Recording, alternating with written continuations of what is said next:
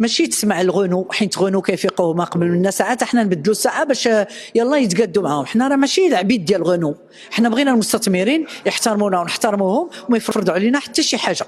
وبهذه المناسبه انا كنشد مع جميع الناس، وخصوصا الناس اللي عندهم وليدات صغار كيفيقوا بهم في النبوري في الظلمات وغاديين بالدراري في المدرسه. اش هذا الحماق هذا؟ حنا فقدنا السياده ديالنا كامله ولا شنو؟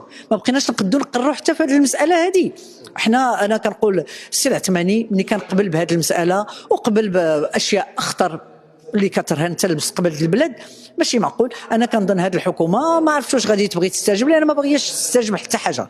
هي تظن واهمه ولا كتبغي تقنع راسها بان كل شيء اللي كتعملوا راه مزيان، ولهذا ما تسمعش. كاين الحراك، الجيل الجداد، الناس كتنتحر، الناس ما فرحاناش، الناس كتمشي بالباتيرات، الاطباء ديالنا كيمشيو لينا الخارج، المهندسين كيحلموا غير بالهجره، وهي ما كتفهمش هذا الشيء هذا.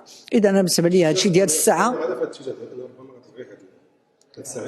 لا، احنا بغينا حتى حنا يلغيوها عندنا في بلادنا باش على الاقل نكونوا استجبنا المطلب ديال الاباء والامهات ومطلب ديال الناس اللي كتخدم بكري وخاصهم يخرجوا في الظلمات مع ما يتعرضون له من يرجعوا في الظلمات ما يتعرضوا للاخطار في الطريق. احنا ما عندناش الدنيا كلها مامنه وكاين وسائل النقل في كل جهه. كاين الناس اللي خصو يركب في الطاكسي وفي الكرويله وفي هذه وفي الظلمات. هذا الشيء راه ماشي معقول.